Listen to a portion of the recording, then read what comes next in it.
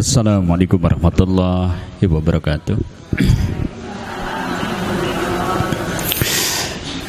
Alhamdulillah alladzi arsala rasulahu bil huda wa dinil haq liyudhhirahu ala dini kulli wa kafa billahi syahida. Asyhadu an la ilaha illallah wahdahu la syarikalah wa asyhadu anna Muhammadan abduhu wa rasuluh. Allahumma salli wa sallim wa barik ala Muhammadin wa ala alihi wa ashabihi wa man tabi'ahum bi ihsanin ila yaumiddin. Amma ba'da. Fa ibadallah usikum wa iyaya bi taqwallah. Faqad qala Allah ta'ala ya ayyuhalladzina amanu taqullaha wal tanzur nafsun ma qaddamat lighad. Wattaqullah innallaha khabirum bima ta'malun. Wa qala Rasulullah sallallahu alaihi wasallam al-qabru imma raudatun min riyadil jannah wa khufratun min hufarin nar. Sadaqallah wa sadaqa rasul karim. Bapak Ibu, saudara-saudari kaum muslimin yang semoga senantiasa diberkahi oleh Allah Ta'ala. Satu perkara yang kadang merusak amal kita itu adalah rasa bangga. Hati-hati dengan rasa bangga, kan? Dan kayaknya nyong sing paling solehah udan-udana tetap mangkat ngaji gitu loh. Hati-hati gitu kan. Jenliane ge langkah sing mangkat kecuali nyong gitu kan. Ini bisa merusak nilai amal kita di hadapan Allah. Jadi kita mestinya bersyukur. Lah bersyukur bagaimana? Ya berarti kita nisbatkan ini semua, ya Allah, kalau bukan karena pertolonganmu, kayaknya nih hujan-hujan kayak gini kayaknya milih apa? Alah, jan kemulan gitu kan, atau di rumah nunggoni kompor gawe wedang kopi karo mendoan. Asik banget ya. Tapi ternyata Allah pilihkan kita untuk hadir ke tempat ini. Semoga ini memang pertanda bahwa Allah itu sayang kepada kita, cinta kepada kita, sehingga kemudian kita dimudahkan nih, diberi pilihan terbaik dari pilihan-pilihan yang mungkin bisa kita lakukan. Ternyata kita memilih untuk hadir di majelis kita sekalipun suasananya gerimis hujan. Semoga ini betul-betul wujud karena cinta Allah kepada kita, insyaallah. Amin ya rabbal alamin. Baik Bapak Ibu kaum muslimin arsyadakumullah, di sore hari ini kita akan melanjutkan kaji tentang kondisi setelah kematian, terkhusus adalah ketika kita itu dimasukkan ke dalam kuburnya. Kemarin sudah kita bahas nih, dan diantaranya ini sudah sampai kepada poin ini.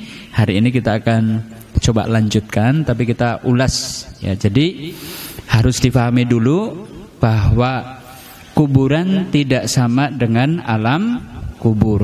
Beda nih, kuburan itu yang mungkin yang nampak seperti nisan, ada pohon semboja dan seterusnya, itu kuburan. Ya. Tapi kalau alam kubur ini alam gaib yang pasti akan dilalui oleh seseorang, sekalipun ada orang yang mungkin meninggal tanpa dikubur. Sekalipun dibakar jadi abu, abunya kemudian disebar ke lautan, orang itu tetap masuk ke alam kubur. Nah, alam kubur itu dimulai begitu orang itu diletakkan di kuburnya. Kemarin sudah kami bacakan, ada satu hadis yang diriwayatkan oleh Imam Ahmad, yang mana kita bedakan nih kondisi orang beriman dengan kondisi orang kafir. Kita bicarakan dulu suasananya seperti apa nih orang beriman ketika jasadnya sudah diletakkan di kuburnya. Disebutkan di dalam hadis riwayat Ahmad tadi, fatu'adu ruhuhu fi jasadihi, ruhnya dikembalikan ke jasadnya. Loh, padahal jasadnya mungkin sudah tidak bergerak, sudah tidak bisa melihat, tidak bisa mendengar, tidak bisa bicara. Ya, jasadnya. Tapi ini jasad yang ada di alam kubur, sehingga beda. Ya. Sehingga kemudian fayatihi malakan, setelah itu akan didatangi dua malaikat. Malaikat apa? Ya, dalam satu riwayat Ibnu Mundih disebutkan itu adalah mungkarun wa nakirun. Mungkar dan nakir. Yang memang disifati oleh Allah ini sifat malaikat pengfitnah kubur itu enggak kayak malaikat-malaikat pada umumnya. Malaikat itu yang mungkin bisa berwajah bagus dan seterusnya. Ini enggak. Ini kayaknya begitu ngelihat saja kita itu akan gentar. Karena disebutkan ini ya. Yang namanya malaikat mungkar wa nakir itu sedikit nih.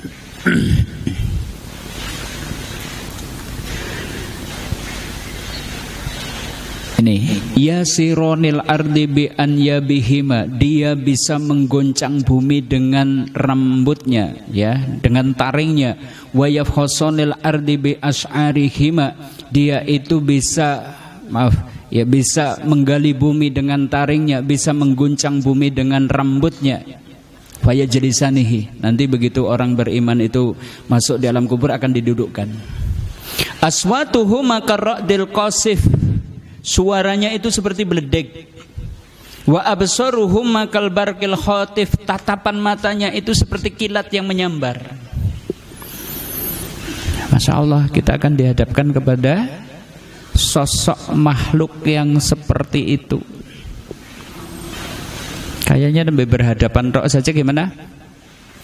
Blank. Ngertos blank? Lah suara kelingan apa-apa, usanane gruwet tidak dan seterusnya. Sementara ini tugasnya adalah menguji kita. Siapa yang bisa menjawab pertanyaan malaikat mungkar nakir ini, maka dia akan selamat. Siapa yang gagal menjawab pertanyaan ini, ya sudah, pertanda nih, di alam kubur itu bisa jadi kubur itu akan menjadi salah satu jurang dari jurangnya neraka. Nah, emangnya apa yang ditanyakan malaikat itu? Kemarin sudah kami sampaikan 3 pertanyaan. Pertanyaan pertama akan ditanyakan kepadanya, man rabbuka. Artinya apa? Siapa Tuhan kamu? Sopo pangeranmu? Ya. Fayakulani lahu, malaikat itu kemudian bertanya lagi kepadanya, madinuka. Artinya apa? Apa agama kamu? Kemudian fayakulani lahu, ditanyakan lagi kepadanya, wa marrajulul ladzi bu'itsa fikum, siapa laki-laki yang telah diutus kepada kamu? Atau pertanyaan mudahnya, wa man nabiyuka, siapa nabi kamu? Kelihatannya cuma 3 pertanyaan, tapi ini sudah menggambarkan kualitas agama seseorang ketika hidup di dunia. Cukup dengan 3 pertanyaan ini sudah akan menunjukkan kualitas agama seseorang dalam kehidupan dunianya saat hidupnya. Makanya kemarin kami sampaikan 3 pertanyaan ini bukan pertanyaan hafal-hafalan. Kalau sekedar hafal-hafalan gimana? Kecil. Ngapalna 3 pertanyaan kinten-kinten seminggu apal napa mboten? Lah wong anu gur 3 pertanyaan, rabbuka rabbi Allah madinuka dini al-Islam wa marrajulul ladzi bu'itsa fikum Muhammad sallallahu alaihi wasallam. Lah orang ngasih seminggu kayaknya wis hafal. Sayangnya tadi ini bukan pertanyaan hafal-hafalan. Ini pertanyaan konsekuensi. Pertanyaan apa? Apa yang kita lakukan dalam kehidupan dunia itulah yang nanti akan keluar dari lisan kita ketika ditanya oleh malaikat ini. Dan seperti apa? Yuk kita lanjutkan nih di kesempatan sore hari ini. Kemarin sudah kita coba masuk di wilayah pertanyaan ini. Hari ini kita akan coba selesaikan insyaallah. Baik Bapak Ibu saudara-saudari kaum muslimin arsyadakumullah, sebelumnya sholawat serta salam semoga senantiasa tercurah kepada uswah kita, tauladan kita Rasulullah Muhammad sallallahu alaihi wasallam beserta keluarganya, sahabatnya dan juga orang-orang yang sikoh dalam dinul Islam ila yaumil qiyamah. Ya. Kita coba cermati satu persatu pertanyaan malaikat tadi. Yang pertama ini apa? Yang keras. Kata kuncinya apa? Dari kalimat ini kata kuncinya apa? Rob. Nah betul, Rob. Berarti yang harus kita pahami apa sih makna Rob? Rob sih nopo Rob. Rob sih nopo Rob. Tuhan. Ya kalau nanti kaitannya dengan tauhid, ini adalah kaitannya dengan seseorang meyakini bahwasanya tidak ada yang mencipta, tidak ada yang menguasai, tidak ada yang mengatur alam semesta ini beserta isinya kecuali Allah. Ya, kalau kaitannya dengan tauhid, setelah dia menyadari tidak ada yang mencipta, tidak ada yang mengatur, tidak ada yang menguasai alam semesta beserta isinya kecuali Allah, maka mestinya dia mengarahkan segala macam bentuk ibadah hanya boleh kepada Allah. Nah, orang yang nanti bisa menjawab pertanyaan malaikat nggih sing kados niku. Artinya mungkin enten yang sing ditanya man robuka apal kecepal Robi Allah. Tapi ketika nang dunia, ketika dia hidup di dunia, dia menganggap ada yang mengatur alam semesta ini selain Allah. Angger urusan rezeki jere sing nguasai gunung Srandil, sing bisa nglapangaken nyempitaken rezeki. Nek urusan keamanan keselamatan dari bala bencana jere kowe urusane Ratu Kidul sing ngatur sehingga kemudian tidak ada bala bencana, tidak ada gempa, tidak ada tsunami. Sing ngatur sinten? Nyi Roro Kidul. Oh nek kepengin Gunung Merapi orang meletus, ya berarti sing nguasai sinten? Penguasa Gunung Merapi dan seterusnya. Sehingga dia mengarahkan ibadah kepada penguasa-penguasa tadi. Jaluk rezeki, jaluk neng Gunung Srandil, jaluk kepengen selamat dijauhkan bala bencana. Ternyata nyuwune ya dumateng Nyi Roro Kidul. Kepengen pertaniannya kemudian berlimpah berkah, panennya akeh dan seterusnya. Karena ini posisinya di lereng Gunung Merapi, jaluk tulunge karo penguasa Gunung Merapi. Orang yang semacam ini sekalipun dia sholat, sekalipun dia puasa, sekalipun dia muslim, tapi kok ngibadahe ugi ngibadah dumateng sanesipun. Tanya man robuka gur arep bingung tok. Man robuka bingung. Dulu di dunia ternyata selain beribadah kepada Allah juga beribadah kepada selain Allah. Jadi ini bukan pertanyaan apal-apalan. Sama juga ketika ditanya madinuka. Kata kuncinya apa? Din. Din itu apa sih? Agama sih nopo? Din. Din sih nopo? Agama. Agama sih nopo? Din. Din itu apa? Aturan hidup. Apa? Dinul Islam berarti aturane hidup wong Islam. Enten agama sanesipun Islam? Ada? Ada. Dinul Yahud berarti agama Yahudi. Dua aturan? Punya aturan? Punya. Yang dua aturan dewek. Agama Hindu punya aturan? Agama Buddha punya aturan? Punya. Maka mestinya orang Islam kalau kepengin bisa menjawab pertanyaan madinuka, uripe kudu siap diatur karo aturane wong Islam. Ini halal, ini haram, ini kudu dilakoni, sing ora kena dilakoni. Itu namanya din.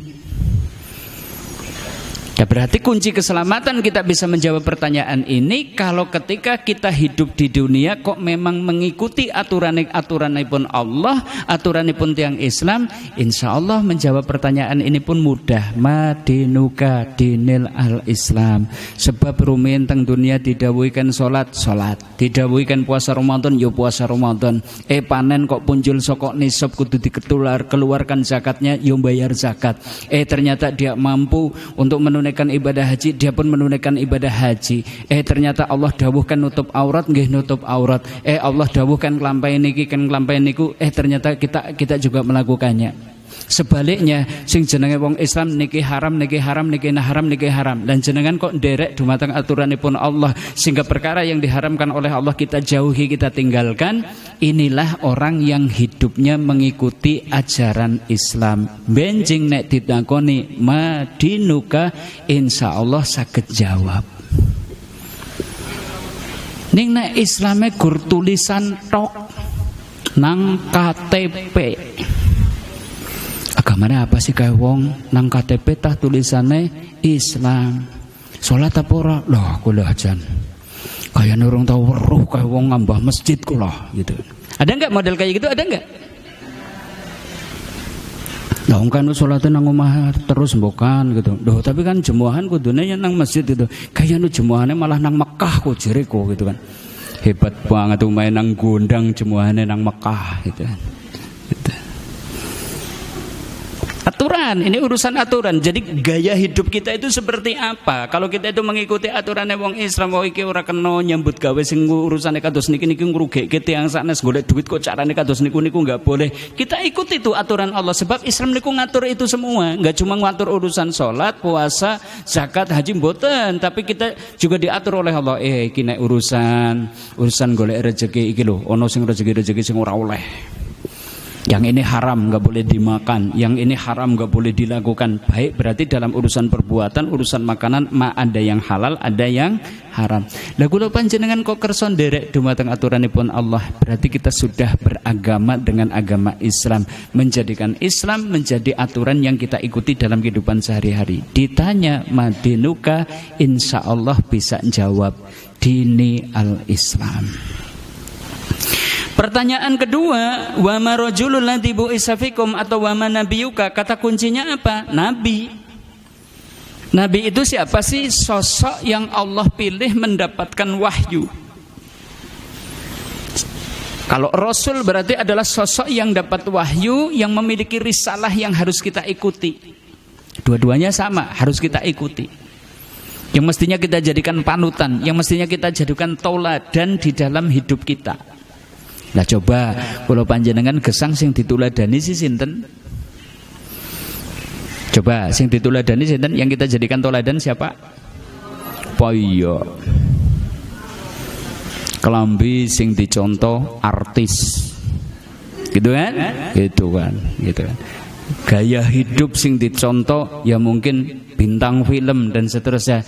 Ya besok ketika ditanya wa man nabiyuka, kita nggak tahu kenapa. Ternyata gaya hidup kita itu tidak mau ngikutin gaya hidupnya Nabi. Mestinya itu juga menjadi toladan bagi kita. Dalam hal apa?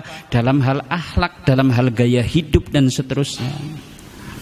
Inilah 3 pertanyaan yang kelihatannya sih gampang banget iki nek apal-apalan. Sayangnya bukan apal-apalan. Ini seperti apa kehidupan kita ketika di dunia. Kalau bisa menjawab 3 pertanyaan tadi, ternyata malaikat badhe tanglet malih. Jangan dikira bahwa orang yang beriman ketika berada di alam kubur itu kayak nang kuburan anyes, nang tengah sawah kayak nek nang puntuk gitu kan. Kayane lemah ya lemah kotor becek. Enggak, dikasih permadani, dikasih pakaian surga, dibukakan pintu-pintu menuju ke surga sehingga sejuknya dan harumnya surga itu masuk ke kuburan orang beriman tadi. Bahkan Allah niku ngendikaken fafsahullahu qabruhu madal basor, luaskan kuburnya sampai sejauh pandangan mata. Padahal sing jenenge kapling kuburan meh ukurannya pada paling ya 2 meter, lebarnya 1 meter. Tapi orang beriman nanti akan diluaskan kuburnya sampai sejauh pandangan mata. Masya Allah. Mau? Kerso? Syaratnya pripun? Syaratnya pripun? Kudu pinter jawab pertanyaan malaikat. Lah nek men pinter jawab pertanyaan malaikat saniki kula panjenengan tesi gesang teng dunya ya kersa nindakaken dawuhipun Allah. Tebihi berbagai macam kesyirikan. Ojo nglakoni syirik sebab syirik marakaken boten saged jawab pertanyaan man rabbuka. Nek jenengan boten kersa nderek aturanipun Allah boten bakalan saged jawab pertanyaan madinuka. Kita harus menjadikan Nabi SAW itu menjadi toladan panutan dalam kehidupan kita. Insya Allah sukses menjawab pertanyaan malaikat. Nopo malih jenengan sregep qara'tu kitabullah, membaca Quran, ditadaburi, kemudian dibuktikan dalam kehidupan sehari-hari. Apakah cuma ini fasilitasnya? Enggak. Ada lagi nih. Disebutkan summa ya'ti rajulun hasanul wajhi hasanus siyabi tiburihi. Sing ngagetaken iki, orang beriman itu kaget. Tiba-tiba itu masuk ke kuburnya orang yang wajahnya bagus, pakaiannya bagus, harum baunya. Jadi jangan dikira itu bahwa orang beriman itu ketika di kuburnya itu sendirian, lah melas banget lah, kayak dulure nyong, anake nyong, biyunge nyong, ramane nyong, kayane sing nang kuburan dhewekan peteng-peteng dan seterusnya. Mboten, nek tiyang beriman itu enggak. Akan didatangkan kepadanya tadi rajulun hasanul wajhi hasanus siyabiti burihi, seorang yang wajahnya bagus, pakaiannya bagus, harum baunya. Pangandikane alus maning. Dengan ucapan yang menggembirakan, absir billadzi yasurruka. Ini orang yang mukanya bagus itu kemudian ngomong kepada orang beriman yang ada di kubur itu, terimalah kabar gembira. Hada yaumukal ladzi kuntu tu'adun, inilah hari yang telah dijanjikan oleh Allah kepada kamu. Maksudnya apa? Kemien jenengan nandure sae, iki wayahe mulai petik hasil. Urip nang dunia kon jenengan nandure kesayangan-kesayangan, berarti di alam kubur sudah mulai akan memetik kebahagiaan yang dijanjikan Allah. Ini laki-laki yang wajahnya bagus, pakaiannya bagus, harum baunya niku matur ngendika kados niku dumateng orang beriman yang tadi sudah diletakkan di kuburnya tadi, yang sudah sukses menjawab pertanyaan malaikat. Maka orang beriman itu lajeng kaget, lajeng tanglet. Man anta fa wajhuka wajhu yajibil khair, jenengan niku jane sinten, saking pasuryane kok ketinggalan jenengan niku nggawa kabar sing nyenengaken. Anda itu siapa sih gitu kan. Ternyata yang orang yang wajahnya bagus, pakaiannya bagus, harum baunya itu siapa? Siapa? Amal soleh. Dia menjawab, ana amaluka soleh, kula niku amal solehin jenengan. Saged dipahami? Jadi siapa yang akan menemani kita di alam kubur? Amal soleh kita, amal soleh kita. Jadi nggak usah khawatir, yang penting sakniki kula panjenengan niku ngathah-ngathah amal soleh kula panjenengan teng alam kubur mboten badhe kiyambaan. Mau kita nunggu-nunggu itu sampai ribuan tahun sampai datangnya hari kiamat itu akan ada yang menemani, dan yang menemani itu sosok yang sangat menyenangkan, yaitu tadi rajulun hasanul wajhi hasanus siyabiti burihi, orang yang mukanya bagus, pakaiannya bagus, harum baunya.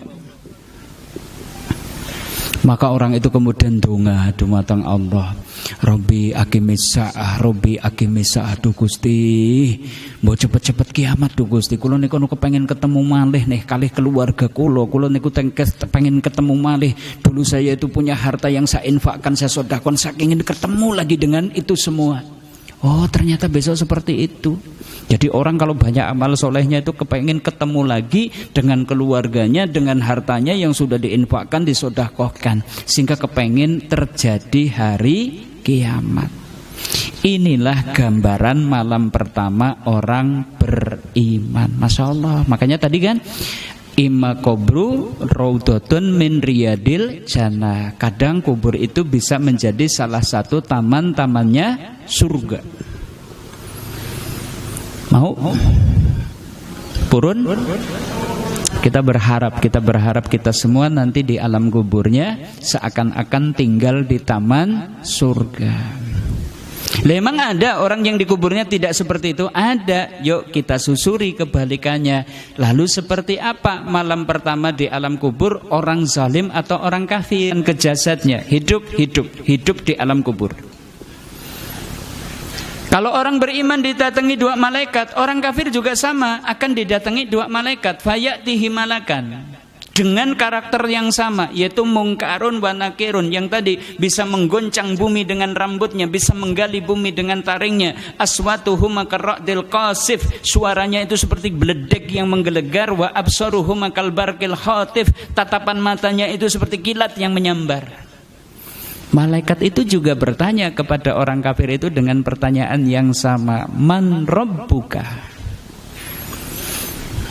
Wong kafir, wong teng dunya ngibadah dumateng Gusti Allah ben wegah, malah senenge maring tempat-tempat keramat, Jaluk sugih meng tempat keramat, jaluk selamat, jaluknya maring penguasa laut, penguasa gunung, penguasa sungai dan seterusnya. Malah mungkin seneng nyembah-nyembah kuburan, nyembah-nyembah watu gede, nyembah-nyembah mungkin wit gede dan seterusnya. Ketika ditanya man rabbuka, dia hanya bisa menjawab la adri, aduh kula mboten ngertos. Padahal mungkin ketika di dunia bola-bali ngapalaken karo putune, man rabbuka Robbi Allah, man rabbuka Robbi Allah, man rabbuka Robbi Allah, wis ngene ngapalna saben esuk. Tapi tadi gimana? Suka berbuat syirik. Jadinya gimana? Enggak bisa jawab man rabbuka, la adri, aduh saya tidak tahu. Fayakulani lahu, kemudian malaikat bertanya lagi kepadanya, madinuka, apa agama kamu? Dia lagi-lagi bingung. Urusan ekonomi yang diikutin ini adalah aturan-aturan orang barat kapitalis dan seterusnya. Urusan gaya hidup yang ditonton, yang dicontoh itu adalah para selebritis dan juga para artis.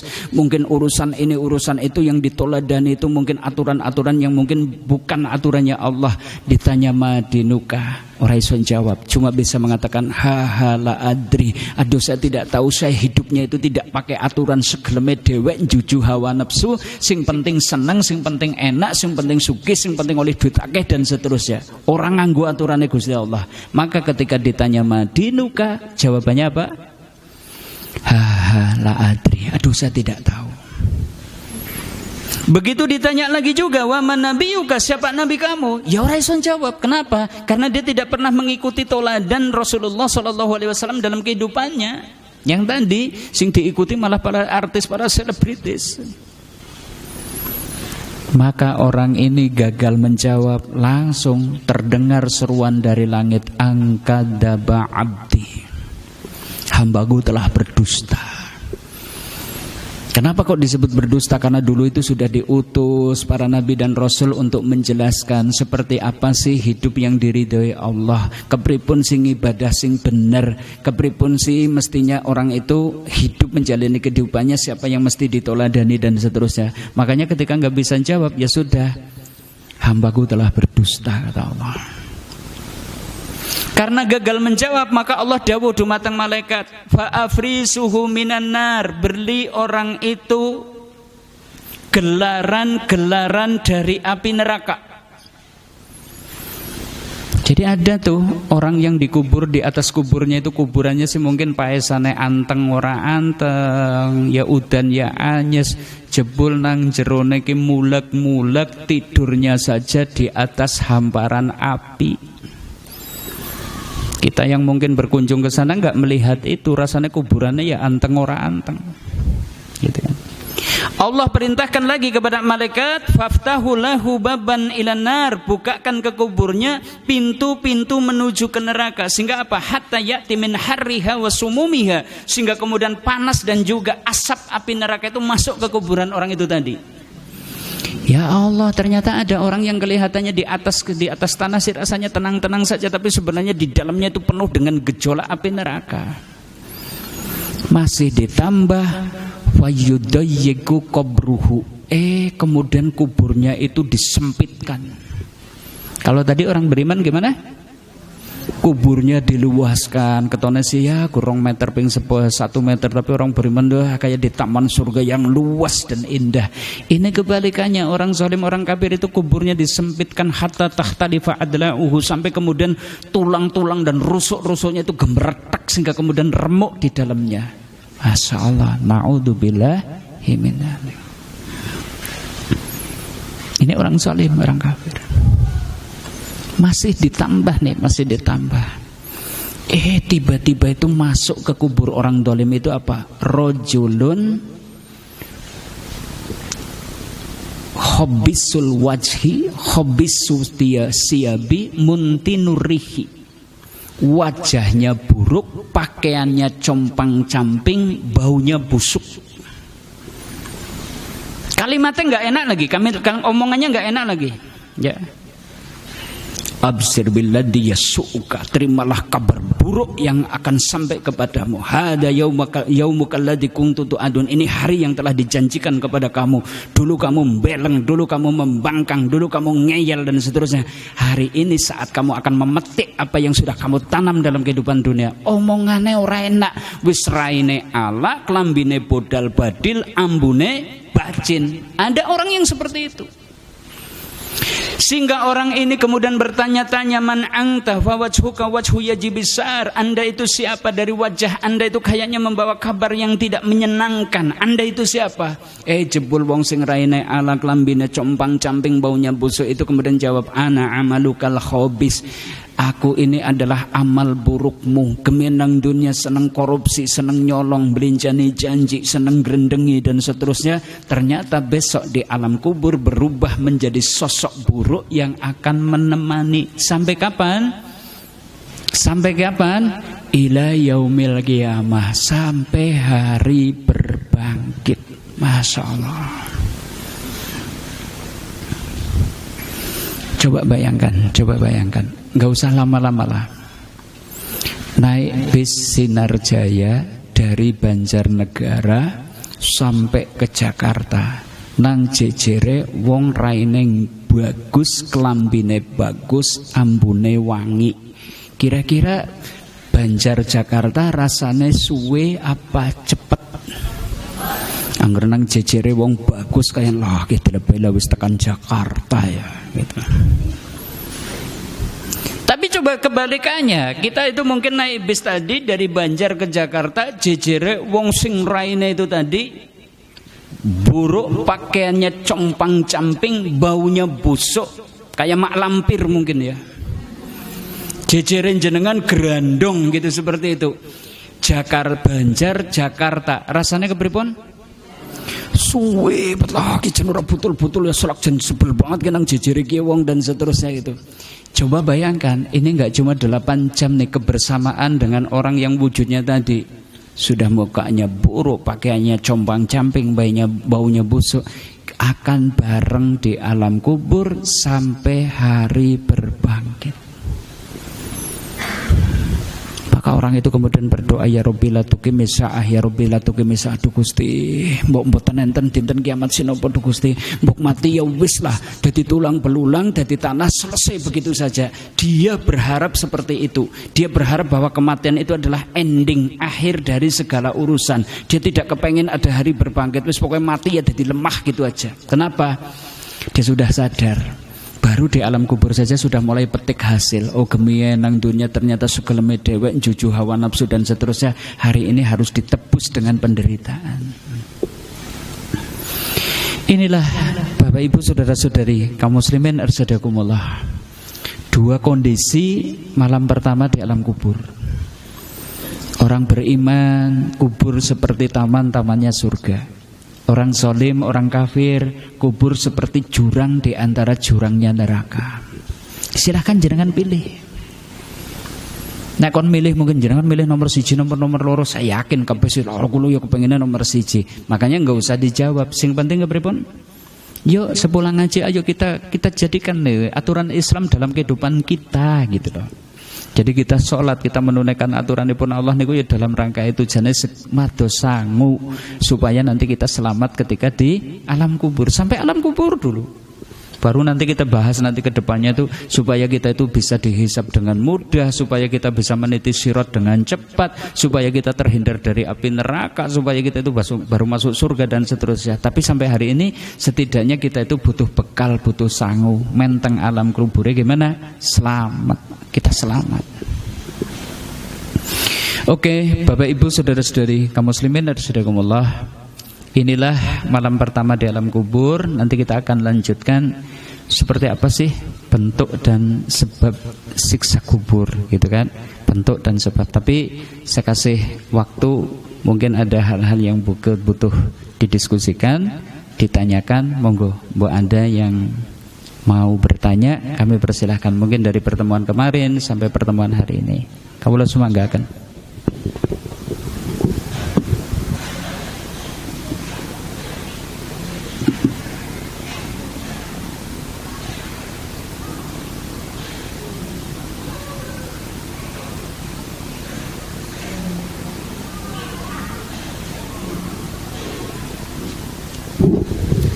ada? Tidak ada? Seorang wanita kon Ustaz ki wedi tok kanane ki usah gitu kan. Gitu. Wis lah serata yang takon apa-apa gitu kan dan ya baik kaum muslimin rahimakumullah, mungkin itu dulu ya kaji kita di kesempatan sore hari ini. Kita sampai kepada malam pertama di alam kubur, kondisi orang-orang salim, dan nanti kita akan masuk kepada pembahasan seperti apa sih bentuk dan sebab siksa kubur ya.